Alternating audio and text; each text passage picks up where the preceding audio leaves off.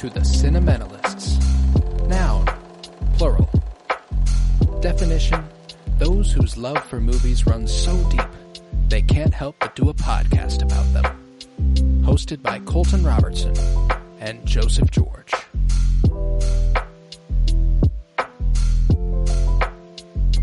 Hello everybody and welcome in to the Cinementalists. Today we are back with our movie coverage fresh off of our top 100 films of the 2020s, which this movie is certainly a part of. Today we are discussing Nope to kick off Black History Month. It was released on July 22nd, 2022, written and directed by Jordan Peele. I'm Colton Robertson. I'm joined by Joseph George. What's up, homie? Oh, what up, what up? Always a pleasure to be here. Oh, and it is always a pleasure to have you. And this is the first time we are covering a Jordan Peele film since Get Out. And we covered Get Out back for the 52-year journey through film in 2022. We're coming up on 2.5 years, I think, since that movie was covered for us, which is wild. How do you feel about Nope at large, and how'd you feel on this most recent viewing of it? I love this movie. I guess it's at least on Letterboxd says it's my fourth viewing if I log them all. So I'd say at least 4. But Jordan Peele has just kind of very quickly become one of my favorite. I'm gonna watch anything this man puts out. Like just every movie that he has put out. Us, I think, is generally his weakest movie. I mean, because Get Out and this one are just I fucking love immensely. But even Us, like, it's fantastic. Like it's just such a good horror movie. But this, I don't know, it kind of stands alone for me for his movies, just because it kind of has the sci-fi kind of aspect to it. But then, I don't know, just as a horror movie, and it's funny, it's shot really well. It's just, everything is just kind of going for it. And I just love everything that he's doing. Like Jordan, I feel like he just puts so much craft and so much love and thought into what he does, and there's always so many layers that you can peel back in the movie and kind of notice new things about and just subtle foreshadowings or stuff that I didn't pick up on initially, and there's plenty of it in this one too, man. This one's I love this movie. You know, I think that it's one of the strongest movies in a really strong year, which was 2022. You know, that brought us the Batman and the Fabelmans and Everything Everywhere All at Once and Tar and Top Gun Maverick and Avatar Way of the Water and all just a ton of great fucking movies came out in 2022. And this stands amongst that top tier, I would say. It's a beautiful film, man. I think that Daniel Kaluuya puts on one of my favorite performances of his. You know, obviously Get Out, he has a little bit more he has to do like expression-wise, and just generally he has to dig a little deeper.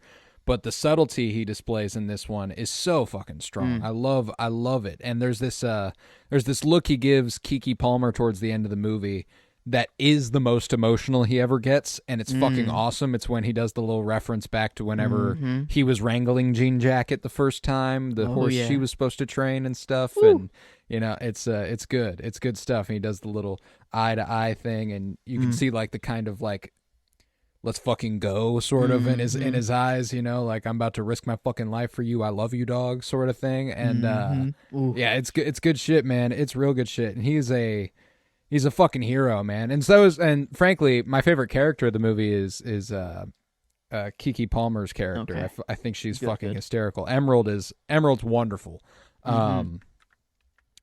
She's just, I think that ultimately having her be the one who gets the photo, and you know, she holds it down for her brother, even though she's always been the one that seems like she's really ready to walk away.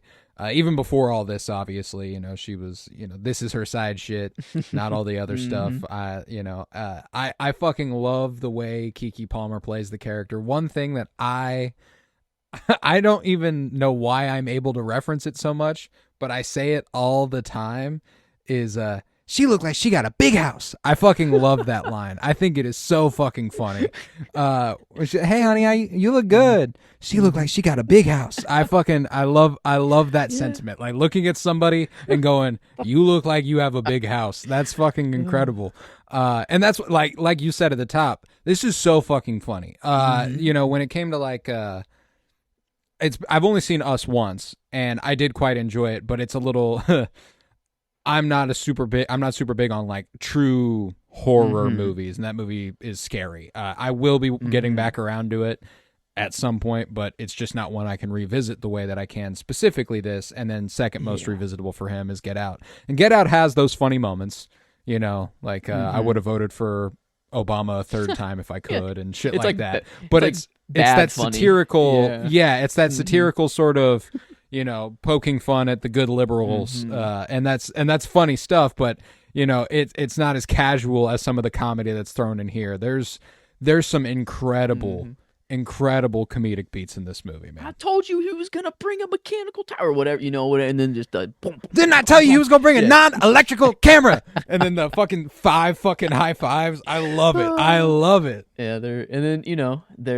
I mean, sad, like kind of. I wonder how much time passes in between their father passing away and them just kind of continuing on, because seems, like it seems initially at first that it's pretty like right after, like I don't know, like because they Emerald says like, you know, you haven't even wanted to check out what's in the liquor cabinet, or like, you know, and then they, you know, he's like, oh, what about that? You don't even want to see what's good with Dad's liquor cabinet, huh? Yeah, I fucking love it. I love it. Maybe they've just waited a while. I got that hobby weed. Yeah, like that's all you had to say then. Right after that, whenever they're drunk and high there, like I love that scene was so much better on this one. Like I don't know, OJ like talking about the legacy like of their family and just like we can't let that down. You know, we have to keep it going. Like we have to just execute, which is like his father, like what he says right before he dies is like, we have everything set up. We have everything we need.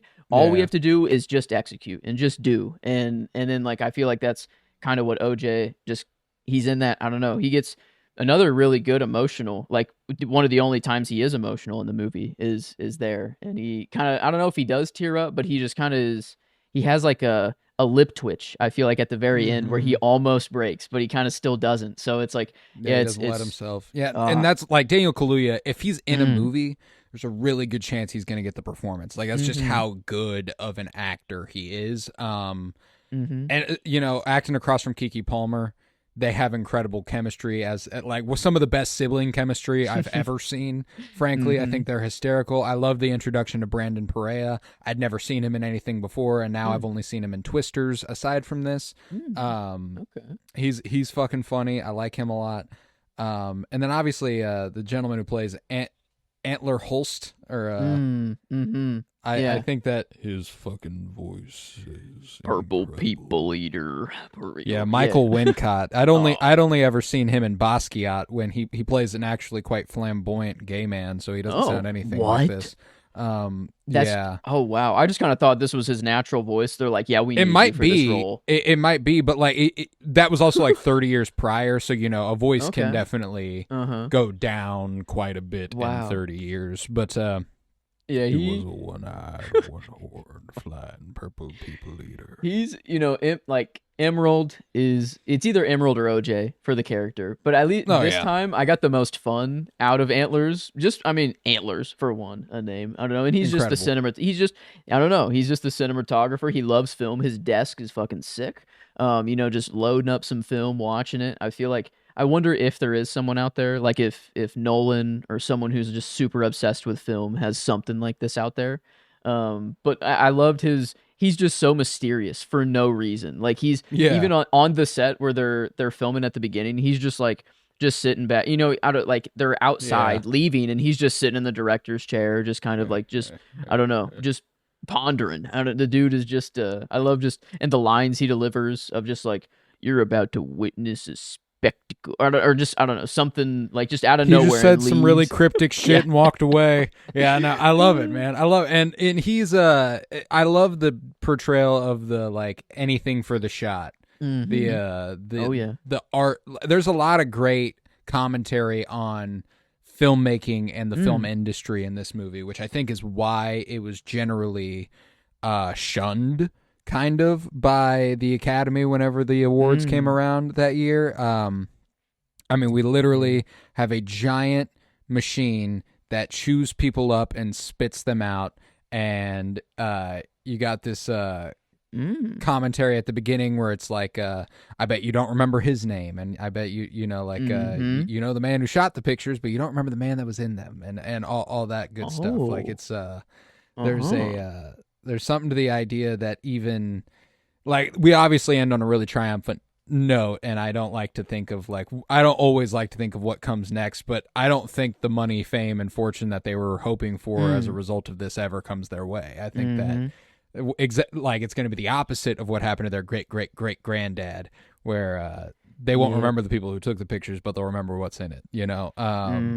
Yep, the news is right there. You know, they're right outside and ready to film and do everything. And I think it's just they kind of take over from there. They've done the job. And also, I think the objective changes whenever it turns into the giant fucking Evangelion fucking monster kaiju. Whenever that happens, it's kind of like, okay, well, we just need to kill this fucking thing then, huh? It's gonna fuck you up. It's gonna fuck you up. Like I think it's like, oh well, are we even going to live through this? Who knows? True. And then I mean, because they didn't even know it was a creature to begin with. You know, that it was alive. They just thought, okay, it's just a UFO or a cloud or something weird, some alien. Let's see what they do whenever they get out of their ship, and it's like, oh no, the thing is the ship, and yeah, that's, I don't know, I was thinking if there's any other creature in any other movie that that kind of stands up to this, and I don't think I can do it. I don't, like, in the way that it's shot too, in the way that it is the spectacle, the scale of it is the movie, incredible, dude. The only thing that I can ever, and I think that the mystique of it really adds to it, you know, like we never get an explanation for how it came to be. We never get an explanation of what it actually is. We just know it is alive. You know, like, that's cool. You know, whenever you have something like Godzilla, like, I can wrap my head around a giant lizard. You know what I'm saying? Like, those are giant, like, that's something, like, the spectacle, the scale, all that can be applied there, but it doesn't possess the mystique that Jean Jacket has. Like, when I look at Jean Jacket, I'm like, what the fuck are you? And then I watch the whole movie, and I still don't know what the fuck it is. Nope. And I think that really adds to it, you know? Because you're right. I can't really think of something that, you know, like Starro in the Suicide Squad obviously doesn't possess nearly the weight that something like this does. But it's a giant starfish. I can wrap my mind around a giant starfish. I think just kind of like the vision of this anime-esque bizarro spectacle and bringing that to the screen, it's just a really, really great idea. Because there's nothing we can really equate it to. Like Akira. At the end, we do see an Akira slide, but I mean I mean, kind of a crazy kind of animation spectacle with that creature, whatever that was. But I feel like this, like, the way that it is just the disc at first, and you have no idea that it can even unfold at all. And then whenever it starts to slowly come apart, it's still, like, obscured. It's still, like, behind the shed, or, like, you can't see it fully, and also you can't look at it. That's the whole, I don't know, you can't make eye contact with it. So I feel like the camera at first isn't making eye contact with it either. Yeah. But then once it's just fully revealed, and you get that, you know, eyes on me, and dude, like, the cube, whatever the fuck is in there, like, oh man. Well, and not to mention that is literally what the credits are displayed on at the beginning. Going back to the whole chews you up and spits you out thing, like, it looks like a TV. It fades into it fades back into the original Sally Gardner at a gallop clip, which is iconic, of course, but. I didn't think of the larger Hollywood kind of like spitting you out in stuff at large. The more connections I was making this time were like of just how things have to be captured in film, or like the digital is just not fully there. And like even when they had a shot of like the cloud and it was just digital on a camera and it like irrefutable proof of something, it's like, no, they all knew they didn't have it. Like it's just not there. But like even while, like, before, I don't know, the film could have been fucked up or something could have happened, but like Antlers knew they had, like, it was gold. Like, they were doing it during golden hour as well. You know, it was like perfect conditions, and like Yeah. everything was just going The perfectly. light And will like, be magic soon. and that's the only part of the movie that's kind of like weird to me, is his just sacrifice for the final shot that he gets. And I guess, you know, he maybe he also is taking pills and stuff like that. So I think like maybe he just knows his life is nearing the end, and this is just the best way for him possibly to go out. And I mean, yeah, I don't know. think it's more making a point about this specific artist's desire to get the shot by any means necessary. Like he's not a director. He's not you know, he's a cinematographer. He captures images on film. That is what he wants to do. And I don't think it matters who sees it if that is your passion. You know, I think that if he is contented with the idea, like, and I think that again, going back to the point I was making a little bit ago, is that there are people who dedicate their lives to this business, who sell their souls to this business essentially, and even they will get chewed up and spit out. Like, it's just it's a mean industry, you know. Like very few make it out. I mean, nobody enters Hollywood, and you know, like, you never hear. I don't know. Like, people obviously make it to the end of their lives naturally and have, you know, great stories to tell and everything, but fame and fortune always comes with its, you know, pitfalls. Yeah, maybe that's the, like, don't look fame and fortune too closely in the eye, you know, like, don't have it be your only focus, or else it'll just kind of destroy you. It'll just, no matter what, even if you reach it, you know, it's, I don't know, you have all that money, you feel like you've made it, and then you realize, like, oh wait, like, I've just destroyed like years of my life, like a whole time period of my life is gone, and I have what I thought I wanted, and now I'm here and I'm not happy still. And it's like, I mean, man, I didn't think of the larger kind of, just, I don't know, actors in Hollywood, and just I don't know, the uncredited. Yeah, like it is in the awards, it's always given to, you know, the studios, or the the top people who are making the movie. Like, yeah. And that, like, and then Jupiter is obviously another side of this, where when he was younger and he was on, you know, Gordy's home or whatever, and the monkey loses his mind and, you know, does what monkeys do. Yep. You know, like, it's just, he aims to do that again. He aims to wrangle a predator. He aims to wrangle something that can't be wrangled. And he exploits it, you know, which I think is I don't know. I really love Stephen Yeun in that role too. I think that he's I love when he goes off on this SNL thing, because it's great. Because one thing that's never occurred to me, that I can't believe has never occurred to me, is that this SNL skit doesn't exist. Because it exists in this world, but doesn't exist in our world, because Gordy's home didn't fucking happen in our world. So, like, the way he's like describing, because he's going off, he's rattling off incredible, legendary cast members from the 90s SNL, and, you know, Chris Kattan, he's fucking Kattan, you know. And I just love that that's a little moment where Jordan Peele gets to be like, and I fucking loved these guys. Like, it's a little bit of a homage to that era of SNL and SNL generally, because pretty formative for a lot of people. But I can definitely see how somebody who came up doing sketch comedy like Jordan Peele would love SNL and that era of SNL specifically. And, you know, Kattan, he's fucking Kattan. I love that part.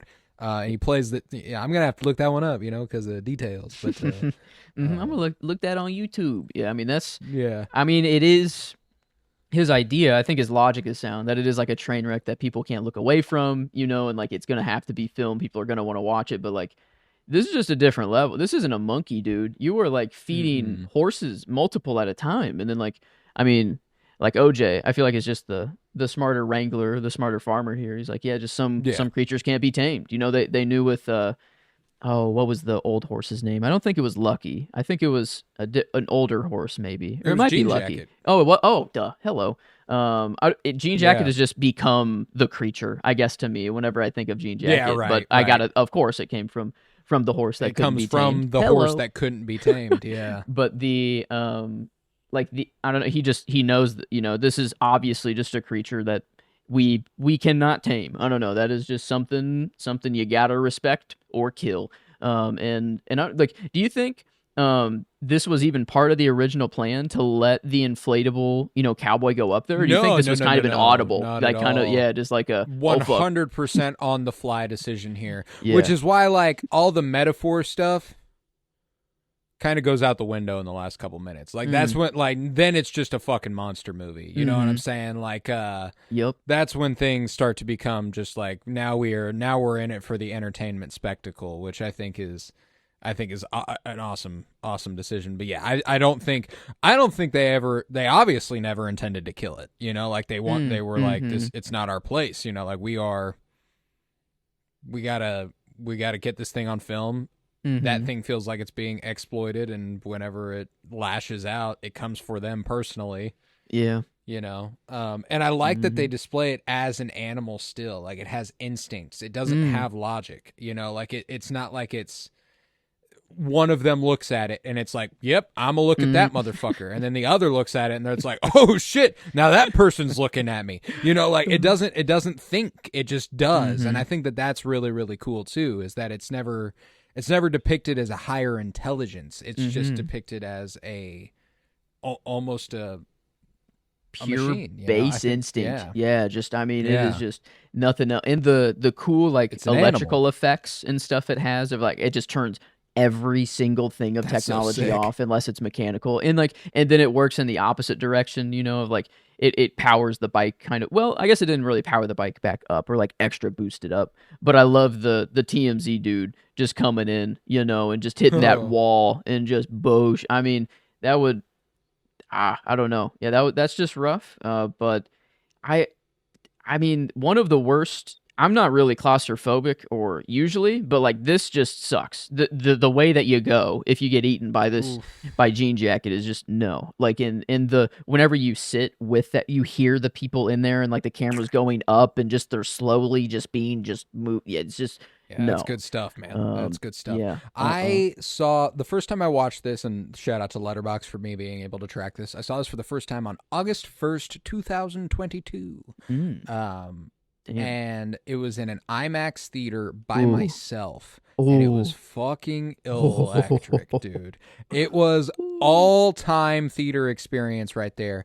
And that was one of those parts that, like, the sound design on this movie will never hit at home the way it would hit in an IMAX movie theater. Like, the screams and stuff are like all around you, and they're like swirling because the ship is swirling and stuff. Like, it's like it's fucking good. It's, or not ship, the creature is swirling. And it's fucking awesome, dude. Yeah, that's no another one of those, like, the one of the cool connections that I absolutely love. And that I don't know when I made the connection. Like I said, it's like my fifth watch or something. But the masks that the kids wear, like their alien masks, yeah, look the exact same as the cameras on set of Gordy's home. Yeah, that's very fucking sick. I mean, for one, it just really looks like an alien too. Like, I don't know if like, oh yeah, but those are the real, like, that's what the real cameras looked like. You know, I've just never seen them or thought of them as like an alien face before. But yeah, like every time I look at them now, it's like, yeah, that's just an alien's face there. I don't, like, it's just kind of, it's so weird and eerie. And whenever you're first watching the movie, like the first time that scene pops up, you're like, oh shit, here we go. You're like, oh, here we go. We're meeting them. And that was when I watched it for the first time in that theater alone. And it was that dark ass room, that dark ass scene, and then you just faintly see something move. I was like, I'm like looking down the aisles both ways, you know, like I'm like, no, nope. Yeah, it's and then OJ commits little child abuse. You know, he didn't know it though. He had no clue. No. You know, I think he just swung on an alien as far as he was concerned. This completely I mean, I'm not not for child abuse. Never. I think, but this is the one situation in which I think you're paranoid about aliens, and then you see motherfuckers dressed as aliens, and one of them's right next to you. What are you gonna do? Not fuck it up? Yeah. I don't know, bro. I mean, yeah, the kid had a helmet on too, basically. He got punched in the mask. The kid was just fine too. Like he popped up and was like, fuck, hey, let's go. That's right. And they did say, don't fuck with Junie's farm, or like, don't fuck with Junie or whatever. So yeah, they even don't fuck with Jupiter's claim. Yeah. So that's, I mean, yeah, they did their job. The prank war. Well, you stole their horse display or whatever they call it. And it's like, yeah, damn, you're right. Yeah, I did do that. But I mean, hey, I love all the little like slowly figuring out Jean Jackie. Like it doesn't like the just all the flags or whatever, and then how they just have them trailing, and then I don't know if that was planned at all again, but before Emerald does the Kira slide, she just goes through the caution tapes and just like a perfect like, oh, well, Jean Jacket won't eat her now. She has those like caution, the things just flying on her, just like the flags. And it's like, I don't know, just it seemed that they were just the pro. It's gonna fuck you up. Yeah. Like this was just, I don't know. They knew completely what they were doing. They understood their I guess it's not predator. there's the word. I was thinking prey, and it's like, no, they were kind of the they are the prey. Like they just happen to, they're the underdogs. And that's what's also awesome is that it's an underdog story too, kind of just baked in, which is always fun. But and the amount of eyes in this movie that you see at various points, just kind of like when she turns on the music. For one of the times she does a needle drop, one of the album covers that's right behind her is like you can barely see it over the record player, has two eyes just peering at the music. It's really, really strong. Like, and the Panavision cameras having the two dots like eyes, and the masks obviously with the two eyes, and just all over the place, just eyes everywhere. At first it didn't like dawn on me. I thought the little flappy I don't know what inflatable boys like were just to see like where it was, because whenever the power shut down, they knew it was around. But then I didn't realize that like, oh yeah, no, they're like looking straight at him too. Like it's almost like to confuse it. Maybe they have the eyes on them too, and they don't want to eat those. And I think that's why. Like, is that why OJ is wearing just a pure orange? Is he like trying to appear as one of them? Like, is that like a disguise almost? Is that he has the eyes on the back of his hood so that he can just have it chase him? I feel like, right. But I feel like if he falls on the ground, is it just he'll just kind of play dead and act like one of the fucking like inflatable things and hope he just doesn't get sucked up? But I don't know. I don't know if there's a significance to him wearing the orange, like the brightly colored thing. His name is OJ. Maybe there is. Maybe it's as simple as that's true. Just being orange. I don't know. But Otis Jr. Yeah. I feel. I don't know. Maybe it was just is OJ. Yeah. A last. Yeah. Oh yeah. That. Yeah. They didn't really. That was I don't know, seeing those people and how film crew, like I'm assuming this is kind of how film sets are, and like just very judgmental, very like, yep, let's just get through this shit, and like especially whatever. like a commercial that's like everybody's phoning it in a little bit, But the guy who's like I'm guessing the one who like introduces him and is like, where's the other guy? And he's like, Otis Sr. died a few months back. The guy who like introduces the actress and is like, okay, fuck, all right, and then he's like, all right, everybody gather around, safety. That's Osgood Perkins, who directed Longlegs earlier this year, really, or last year. Yeah, that's his dad was Anthony Perkins, the guy who starred in Psycho. Shit. Okay, so like, some horror nods all through and through here. Legacy too, a legacy also, which I think might be a little bit of a not a fourth wall break, but a little bit of a meta connection you can make there. Is that the son of a horror icon is in this movie, and but and Keith, the dad of OJ and Emerald, is being Keith David too. I guess I haven't seen them yet. Well, I've seen the thing. Keith David. I think a while ago, but not in a while. But Armageddon, one that I'm really, I don't know if it's purely horror, I guess, but I think it gets pretty crazy at the end. I think it's maybe more sci-fi, but The Thing, I feel like being just kind of, let's bring in some I feel like I don't know, that's a pretty classic Right, horror movie yeah. there, and just bring Yeah. him as the dad, you know, is And it's an pretty cool. alien monster and all that Huh? stuff. Yeah, it's Mm-hmm. Yeah, I yeah, wonder. good I don't stuff. know. Jordan. I don't know. Jordan Peele just. I feel like him and Daniel Kaluuya, like that's just a tag or a match made in heaven, and like Mm, yeah. it's they're both great on their own, but I feel like they kind of get each other at like just doing movies together, and I hope they just stick together for Keep as doing it. long as Yeah. possible, Keep and yeah, doing it. Keep just doing it. Yeah. and I think it's tough to claim best horror director or anything like that being so new, but I mean, like I can at least confidently say he's at least my favorite because I haven't just watched a lot of like the old, and I haven't dove in deeply into Mhm. to watching many or Specific multiples of creatives. yeah. Yeah, I get you. I But get you. like Yeah, he's because we referenced The Thing a second ago, and John Carpenter mm, is, he did Halloween, he did mm-hmm. The Thing, countless other horror movies. Definitely a legend. And he's typically who, like, whenever Jordan Peele was expressly like, you're someone was like, you're the greatest horror director of all time, he was like, Mm-hmm. not while John Carpenter exists. No. Like, that's typically who Jordan Peele Mm-hmm. even acknowledges as the greatest horror director ever. Okay. Um, I'll trust his opinion on that one. I feel. oh, I John mean, yeah, Carpenter's the and shit too. Assault on Precinct 13, The mm, Fog. He's got some fucking good stuff under his belt. mm-hmm. Yeah, I don't But know. yeah. At least he's his record, Jordan Peele though. I don't think it's kind of like a Patrick Mahomes situation where it's like, well, he might be if he just keeps this pace going. It's just Yeah, you gotta right. just Yeah, you're like you're I'm kind with of you there. I'm hmm with you. it's That's a like we great can't really fucking call you yet, like because Tom Brady still exists and he has just those yeah, and bangers and he bangers. won 7. He made it to Mm-hmm. 10. Like that's a lot. That's Mm-hmm. So that's a just lot. keep it up, and you'll. I mean, it's kind of like if he does keep this pace up, like I mean, I think it's just kind of Yeah, a he's on different. a great path. Yeah, it's a different era conversation too. If he truly does, make more like hits than Carpenter at some point. It's like, well, Hmm. Carpenter, that was just a different movie era of movies, and like is it It's really, true. can you compare them? It's maybe a Jordan and LeBron type debate then at that point. But then no, I Right. think Yeah.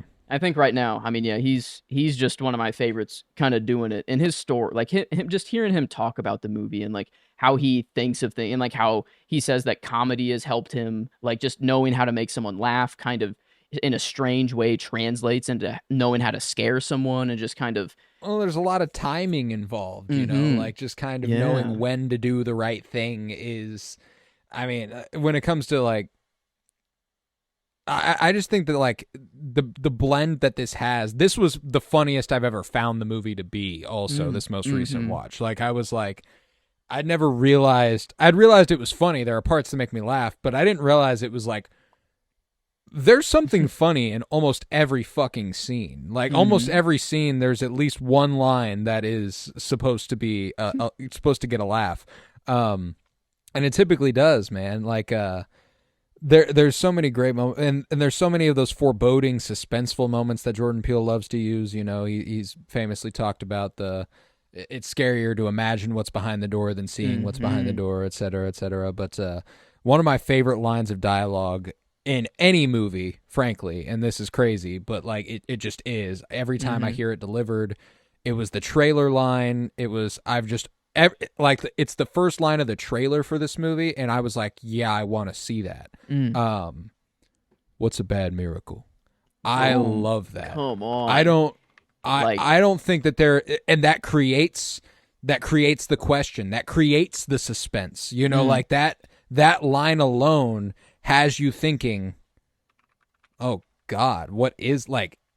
I've never thought of a miracle as bad, and like it is a miracle, and it's dangerous and it's awful, and what is a bad miracle? That's a fucking mm-hmm, brilliant line of dialogue, oh, and Kaluuya's delivery of it is as memorable of a line delivery as anything I've ever heard, and it's always stuck with me ever since I heard it for the first time. Though, what's a bad miracle? yeah, and I And them mean, sitting just out on the porch looking at the sky and stuff like, God, it's fuck. good. It's good. And like what I don't know. I feel like we actually don't have a good word for that. No, we Like don't. Yeah. is it still a miracle? Like is it kind of like a consequence that can be good or bad? Is just a miracle the same way where it can be, seen as good or bad? Or I don't know. I feel like their miracle. I feel like has a very very positive connotation. Positive Yeah, connotation, very, and like typically. it's. But I don't know. I wonder. There doesn't really seem to be a word at all that does fit for that, and it's just I don't know. It's just that feeling or that just doom. Yeah. I think that's what maybe Emerald even says. It's just like doom, maybe, or just like that's it's just kind of what it feels like. Is that it's just impending or just you don't know. It's like it is kind of the unknown. Like OJ saw just a very Hmm. brief glimpse, and off of that, he's like, I don't know what to think anymore. He's like, I've just been Well, a and that's farmer, another and reason I love the relationship between Emerald and OJ is she immediately mm, believes him. You know, yeah, she doesn't yeah, even question it. She's just kind of like, well, you are mm-hmm, the most steadfast person I've yep. ever met. And if you think you saw something, you fucking saw something, you know? Like, and that's hmm.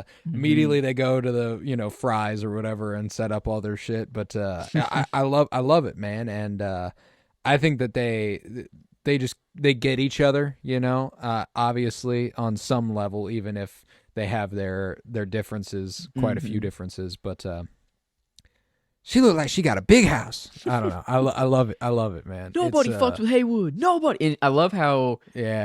she even stumbles on. She's like so excited and so like She's out just of filled breath. with that. It's Yeah, she's so good. oh Yeah. man, like in just the moment too of Nobody just fucks with Haywood, bitch. Yeah, and the she's like cowboy music running out of started. breath. It's God. like Oh. and then you got OJ appearing through Yeah, the smoke. dude. I was like, oh Out my god, yonder. come Yes, on, dude. That's come so on. slick, bro. It's And so but they good. both had their moment. Like OJ doesn't Oh yeah. want, he like that's what he wanted to be kind of the stunt man or like the to do the to just make it possible. And then Mhm. Emerald wanted to kind be the cinematographer, kind of to be the one that took the shot. And I guess they still have the undeveloped film that they were filming too, like that is over there that I always like Yeah, forget they about. do. And Yeah, and they do have that. and that like The stuff that's that Antlers Holst was originally filming prior mhm, to taking his little mini camera and yeah. walking away. And his mini camera is spit out again. So if I guess what he Yeah, already they what could he still be already there. shot of getting sucked in, I don't it turned white pretty quickly.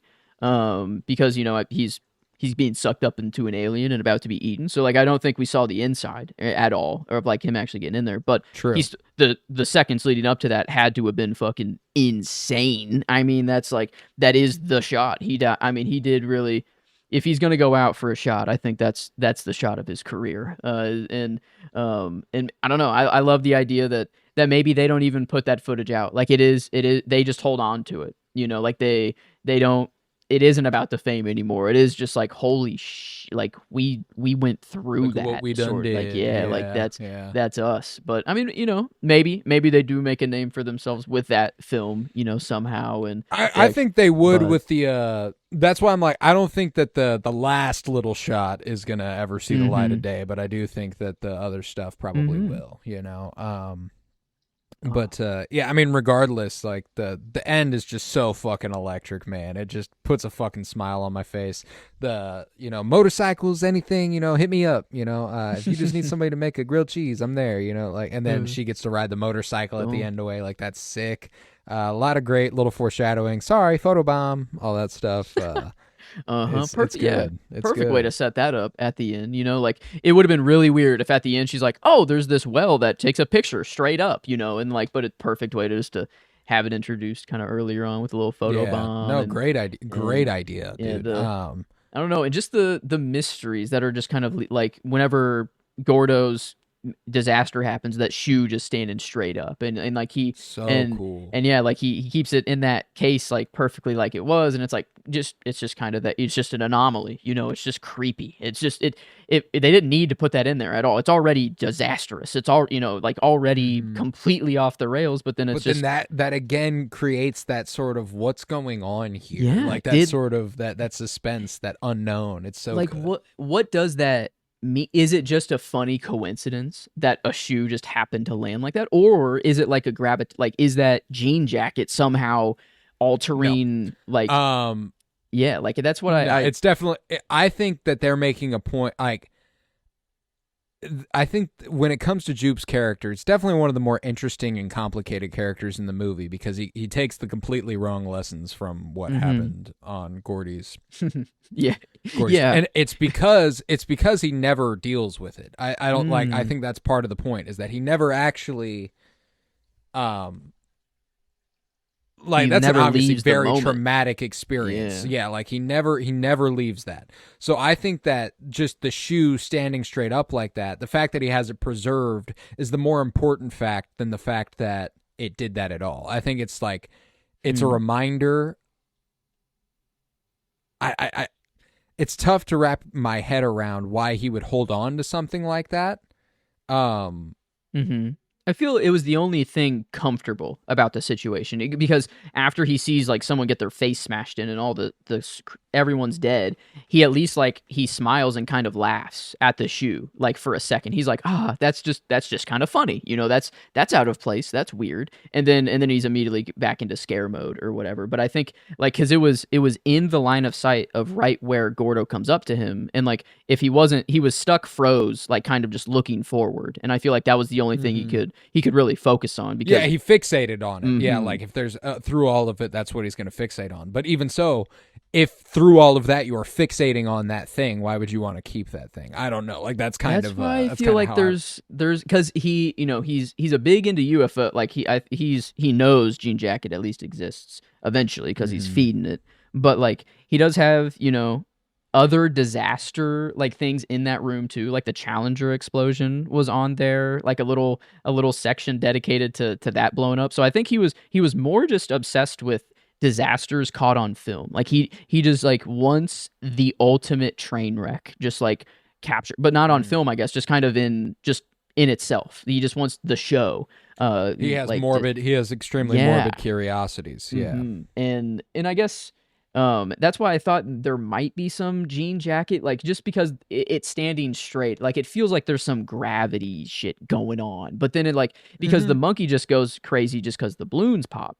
But then are the balloons popping? Why are the balloons even popping? Like is that because of like I just didn't know if somehow like jean jacket he does make animals go crazy, like he does make them go crazy, like all the horses run mad and they just act differently. Mm. So I was wondering if this is what a monkey would do, is just kind of go to its primal instincts and just kill and just kind of go crazy. Because after the last balloon pops, like he kind of before the person shoots the monkey in the head, like he's acting funny again. He's acting like ooh, ooh, just Yeah, he's like a calmed down. like a set Yeah. monkey, and he's like even like to the crowd. Like I feel like he fully reset, and like he was just like, oh, I'm just Gordo again. I'm gonna give you a knuckle bump, like something we normally do in the show, Yeah. or I don't know, or like it felt like different this time. Like there was some sort of connection, but I don't know how. Like they never dive into that, but they just say that there were multiple other accidents that occurred. Like and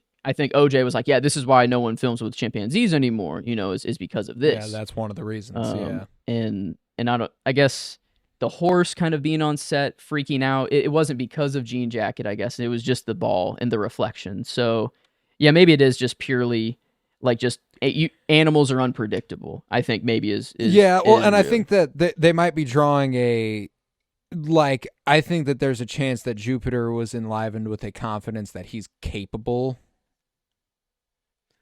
in some way Oh. of wrangling animals because Gordy Mm-hmm. didn't react the same way to him as he did to everybody else. Yeah. So maybe that's why he has the confidence to do Okay. this with Jean Jacket. Yeah, he Um, does say he's like chosen because he's the one that Jean Jacket listens yeah, to I and was comes to eat chosen. and Yeah, stuff. So like yeah. oh dude, yeah. Cause I guess that's kind of the whole point of Gordo is like you're putting a wild animal in a TV set and trying just to Mm-hmm. capture film for whatever, for no greater purpose other than entertainment and or to get Yeah, famous and make make people money. laugh. Yeah. And then so that doesn't go well. And then the horse commercial, it's just a horse on even a less of a spectacle. It's just a Mm-hmm. commercial that's probably not even going to be that good. And then but the horse Yeah. goes crazy and could have killed, no one died, but like someone could have died, I guess. But I feel like Mm-hmm. it's just every time you try to do like Just to wrangle an exploit animal, or yeah, people. just Yeah. yeah, exploit an animal is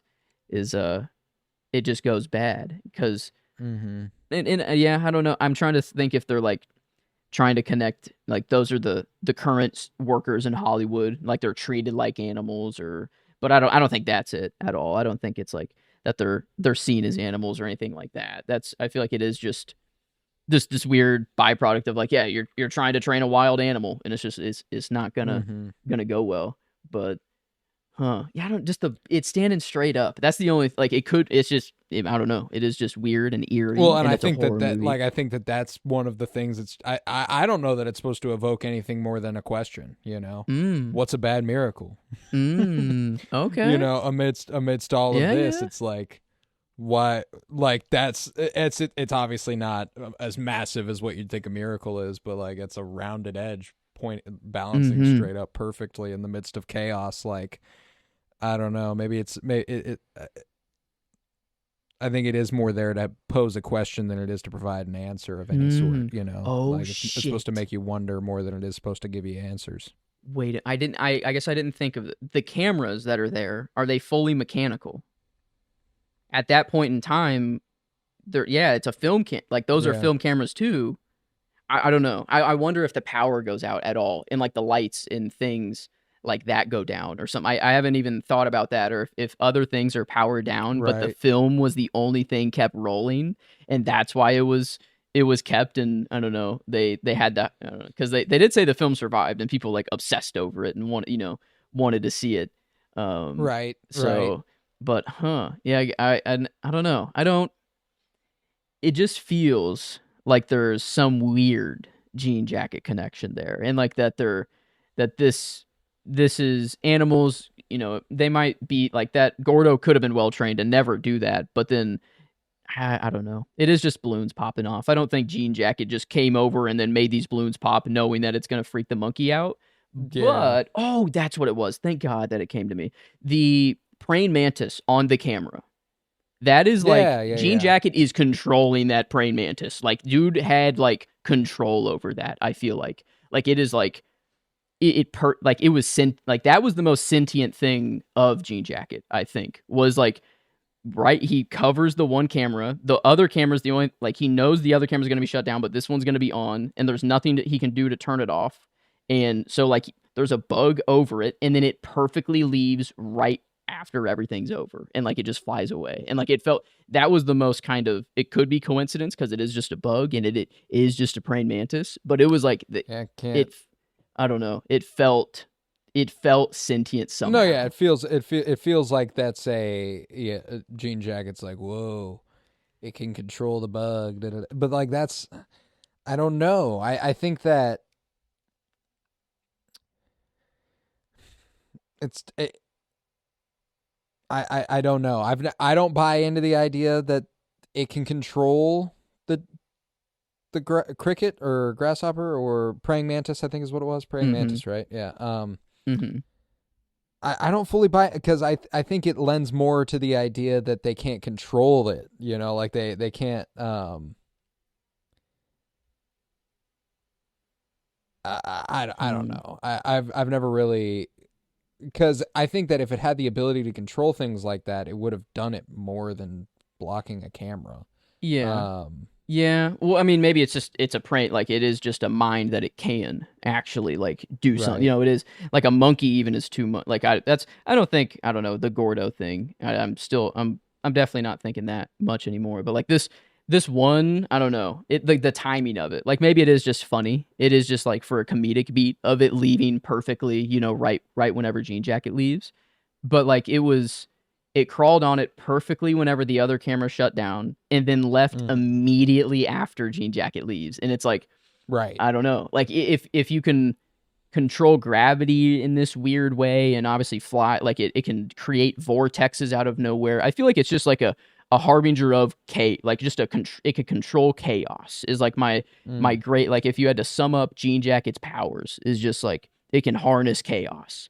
right. And but I don't know. There was the one like I don't think of it as sentient really. It is just more of a computer, more of a like if something looks at me, I must be territorial and I must just go for them. And it doesn't feel like it has it's like it's not personal. Nothing's really personal. At least it's only made personal through Emerald and OJ. Like they kind Right. of feel like it's personal to them, but I think Jean Jacket's still just like whoever looks at me, I must attack or I must go eat. That's Right. kind of its only programming. I But do think I think that like it becomes personal you for think? Jean Jacket at the end. Well, just through the unfurling, like that's if we're going off the idea that it's an Yeah. animal, which it is, that's an intimidation tactic that it Mm-hmm. doesn't resort to until these two are explicitly pissing it off. Yeah. Now Well, I maybe mean, it's not because it's OJ and because it's Emerald, mm-hmm. but like it wants to kill them, you know. It's almost like it doesn't want to kill people. Like it's like all you have to do is not look at it, and it's like that's the only thing. If you don't, then it's like it only wants to scare the ever living shit out of you. Like it's like it just Mm, need, and it's that's the whole point of it opening up. Is like how can you not look at that? Like how it's the most impossible thing not to look at. Like it's that's like a true. It like wants a it wants to mm-hmm. eat, so Yeah, it's like look at me. but it can't. That's Like fair. even though it easily can just eat everyone if it wants. Like if even if they're not looking at them, but it chooses not to. Like it's like it is that much of a computer. It feels like it's like Mm-hmm. that's why there's some.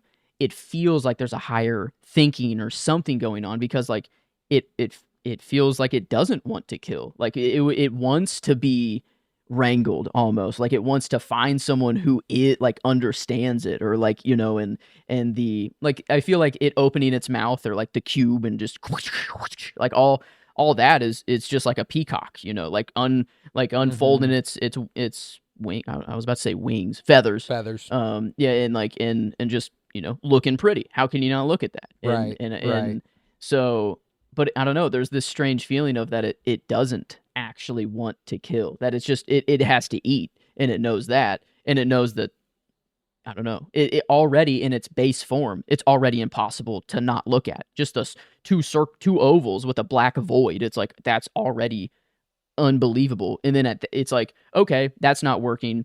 On to phase two, like these people are the first to ever piss Jean Jacket off. Like everyone else has just looked at it, got sucked up and eaten. And then it goes and burps out its, everything else. So I think it was just kind of, Right. Yeah, this I is wonder. the, I've never really thought about how long jean jackets existed prior to this. hmm I feel like it feels ain't like that's why I feel like the animal thing that they're trying to do something there, that there has been a deeper history of like weird events that are unexplainable, and like they said like yeah, one farmer or something, like it was due to a flood or some weird weather phenomenon, and like they were like yeah, that never, or no, that was just their own father's death. They said like yeah, it was just some, and OJ was like that didn't sit right with me. So I guess that's not a previous example, but like it feels. Right, but the way that the way that his father died was because it Mhm. dropped a bunch of people's Mhm. shit on him. You know, Yeah. that's why I'm like, so like it had to have swallowed up people prior to spitting all that out, which is why I'm like, I don't think that happened. I don't like it couldn't Mhm. have happened here. You know, like I feel like that was its arrival here, kind of. Oh, Um, I think that might have been it. Like a bunch of people went missing and it was unknown, like before the show where, we see the people go missing. I think there was mm, some people went missing and it was unexplainable or something like, but it was in a different state, I think, or like something not even remotely yeah, I close to don't the remember that. area. And I then don't remember maybe, that. I mean, That's yeah, I guess because whenever it spits out and kills their father, like that, at least that's at least its first meal on Earth. Like that it could have been many yeah. more before that, and it's, I guess, yeah, just still unknown. Like they never even try to Yeah, it's spitting explain out or keys anything. and But coins and all that shit. So it's like oh, I don't know.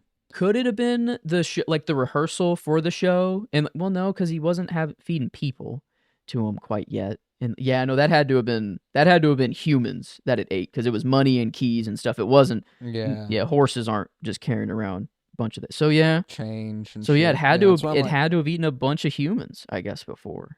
Um, yeah, that's why I'm like, and I don't know where or how or, yeah, and that's why like I'm like, I also don't think it matters. But that's what's mm, interesting is that like it makes you ask these questions. But yeah, no, I will say last thing I want to mention is my favorite part of the movie generally is whenever it's expressly, and again, a reason I think it could be personal Mm-hmm. is the raining the blood on the house. Oh, okay. That is a Yep. targeted attack. You know, That's like that true. is, I know you're in 100%. there and I want you to come out. You know, Yep. like Okay. Okay. Now that's fair. And that's like, oh, you fed me the first thing that I could not eat ever, and that it just fucked with my digestive yeah, now system. I'm fucking mad at Yeah. you, you know? Now I Now will. there are now to go back to what you were saying, like the instinct thing, I think they just kind of weaponize that against it, obviously.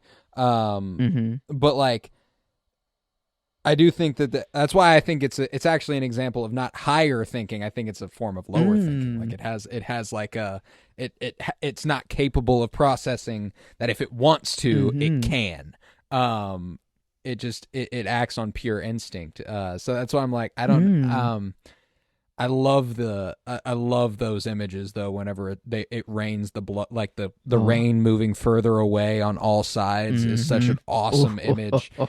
Uh, OJ in his car looking up at it. Nope. Nope. Yep. Close That's right fucking back up. incredible. Nope. Incredible. Not doing it. And also funny. Also funny. Yeah. Just another funny beat when he's like, nope. Mm-hmm. And he just falls asleep in his car. He's like, Yeah. I'm not getting out. No, fuck that. Yeah. Waking That's a up the next terrible night. morning, realizing you can't look at it and stuff. Like that's good stuff. That's good stuff. Yeah, Um, the rain like being blocked off. I love how it like shows a sense of scale of just like how big it is, you know? Like you just see the right. ring of no rain and like and oh, it you know, like it was a little personal cuz it like stayed there and just was Mm-hmm. making the people scream, you know, like he like Jean Jacket wanted them to hear the screams. Like it was like, "Yep, nope, I'm Yeah. going to let you hear this." They're going to scream for it's going to get louder and louder and then I'm finally going to whatever they do to pop them, you know. I don't know what goes on in there. If that's just the Ooh, swallow just or like constricts, I yeah, guess. Just oh, kind of, just boom, just yeah, it's just like yeah. building up pressure and like that's why they're screaming more and Yeah. more and then it just Yeah. gives out. It's Oh bad. yeah, It's real bad. yeah, hydraulic press, Well, but and that's the thing human. too is that yeah, exactly. I think it obviously understands hiding. It does it Mm, every day. It's been sitting in a fucking yeah, cloud, or okay, creating a cloud, I yeah, that's guess. true. How the fuck does it get that cloud to stay there? Like that's another ability it has. It has like it can just make things stagnant, which is why the shoe, I guess, like that's I keep going back to the shoe, I I guess, get but like that. Yeah. Oh, it's like I don't think he's so much. I don't think Jean Jacket's so much preventing a cloud from leaving. I think that he's literally conjuring a cloud. Like I think that it's part of. It's like a camouflage. yeah, yeah, I think it's yeah. like part of it. Which is why I think he's able to process that they're hiding in a house. Like he's able to process what it Mm, is to run away and hide because he does it right, or Jean Jacket does it regularly. mm-hmm. Okay. Yeah, and Which I again poses the question: why the fuck is it just chilling in a fucking cloud right there? Like it's a pretty abandoned gulch. You mm, know, it comes up blurry on Google Maps, mm-hmm. and there's not much out there. Like it can't be fed off one horse every couple days. You know, like that's why That's I'm like, a what's it? why does it come up blurry on Google Maps? It's just a farm, you know. It's not like it is Area 51 or like the Mm-hmm. like that is, you know, maybe that is more of like the government does know of this. Like and it's just studying it, you Right. know, and like there is a bigger no, I don't know. I think that's going a little too deep I've always there. thought that I've thought that that's like because Google doesn't even send a car out there to take a picture. Mm-hmm. Yeah, Like and they're it's just like, yep. just based sat. Yeah, there's the saddle. I guess I. We just know that something's there, but Mm-hmm. we don't know what. Dang. Yeah, that I don't know that.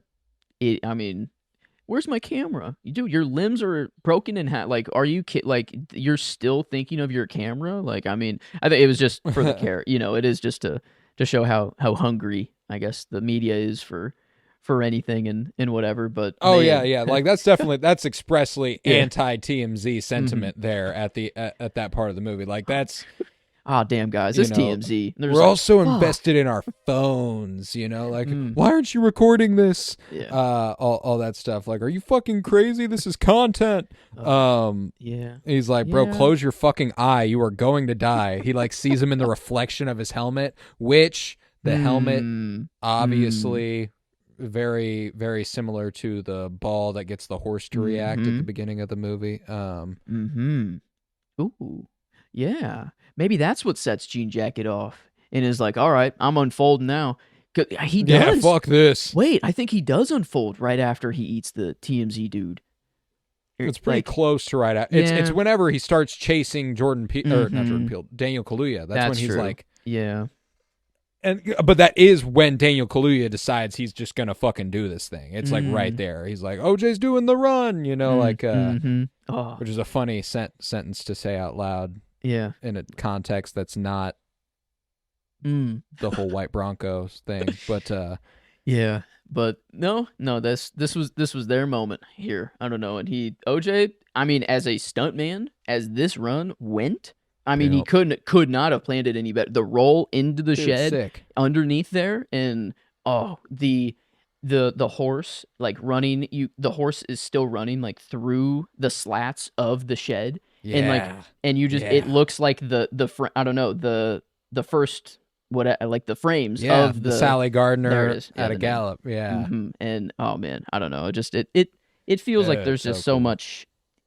There's many connections you can make everywhere, and I feel like I'm bound to find more every time I continue to watch it. Because yeah, this isn't the last. That's for sure. I don't know. This is it'll stay on my watch for quite some time. And yeah, as of I guess as horror goes, modern horror movies like this.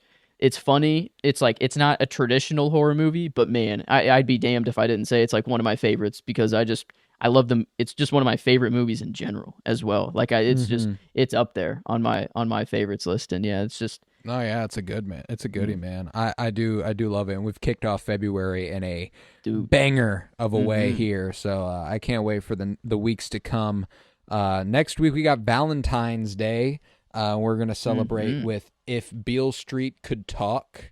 Really, really, really romantic film. I can't wait to show Joe this film for the first time. Directed by Barry Jenkins, great director also. Very, very exciting stuff. So we got that coming up next week on Valentine's Day. Let's see. What else are we doing right now? I don't know what else we'll be doing right now because we're kind of TBD on the whole Fulcrum, a Star Wars podcast, Rebels rewatch continuation and everything. We will see. If we're doing Fulcrum, a Star Wars podcast right now, it'll be the Rebels rewatch on season 3, so you can go ahead and check that out. And I think that's about all we've got going on. I don't think anything's on TV right now that we're desperate to cover. If there is, it'll be on Death by Television. We are doing a giveaway on Blue Sky, the social media app Blue Sky. If you have Blue Sky, you should go to @Colton Robertson. That's my name, COLTON ROBERTSON, and you'll find details for the Cinementalists giveaway, where we are giving away a Criterion Collection Blu-ray edition of Paris is Burning and another of Certain Women, and then a Letterboxd patron status membership. And I'm very excited for all that. That'll be announced. The winners will be announced in a month, and I'm looking forward to it greatly. All the details can be found on Blue Sky, but I can tell you right now, all you need to do is download an episode, and then you need to subscribe on YouTube, and that will guarantee you an entry as long as you can send me proof that you did such a thing. So that's important. But that's why Blue Sky is where you need to be, because you can DM me there, and that's how I'll find out. But yeah, let's see. So yeah, follow me there @Colton Robertson, and we can call it good. Leave a 5-star rate and review, and download this episode wherever you might be listening. Would appreciate it greatly. If you are listening on YouTube, go ahead and hit that subscribe button. Hit a like button. I would appreciate it greatly. Comment, talk to us. But yeah, let's rate this movie and get out of here. What are you feeling on a scale of 1 to 10 about Nope? Well, I mean, I've given it a 5 every time on Letterboxd, and I've never thought of once of changing it. But I don't know. I do love this movie. It's my favorite Jordan Peele movie, but it's crazy that I have the hesitation for the 10.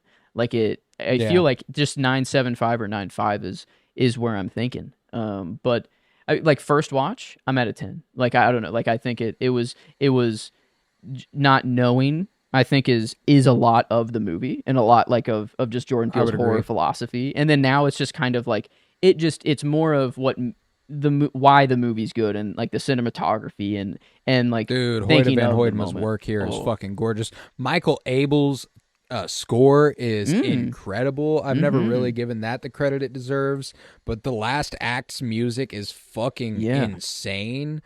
He also scored The Acolyte. Shout out to that man, Michael Abels. He's Okay. a good composer.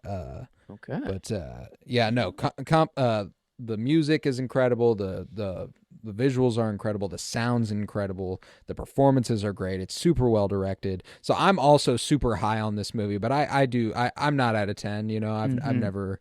I don't cry when I watch this movie. You know, Yeah. strictly. I get real happy, but I don't. Mm-hmm. I don't tear up or anything. I think. I think. I'm still super high on it. It's over 9. Like I'm going like 9.5, Mm-hmm. probably. That's it was at least the gut. The gut was 9.95, 9.75 also felt just a little too high. I don't know. It's just not that, I don't know. Not that ballpark, or it's just not that type of movie, I feel like. Mm-hmm. But I hope that it kind of becomes like this I don't know, 2022. I'm wondering if like 10 years in the future, if we just look back at movies, if it's going to be as, I don't know. It didn't. I guess even right now, it doesn't feel like it's that huge of a movie. I think it had its moment, and but I don't I know. would agree with that. One of the most creative creatures I guess I've ever seen on film, and probably my favorite. Just everything about it, the mystery, not knowing fully everything, and just the look, the design. Man, I can't. All of it. The good old jean Magnificent. jacket. But yeah, okay, there we go. A 9.5. I'll agree with you there. To make the Kick math ass. easy. So Nice and okay. easy on us there. Mm-hmm.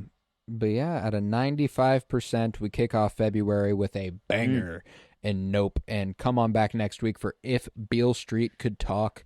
Cannot wait. We will see you there. And with that, I Mm-hmm. was Colton Robertson. I was joined by Joseph George. Thank you very much, homie. Oh, thank you for having me. It's always a pleasure to be here. Oh, and it's always a pleasure to have you. And remember, what's a bad miracle?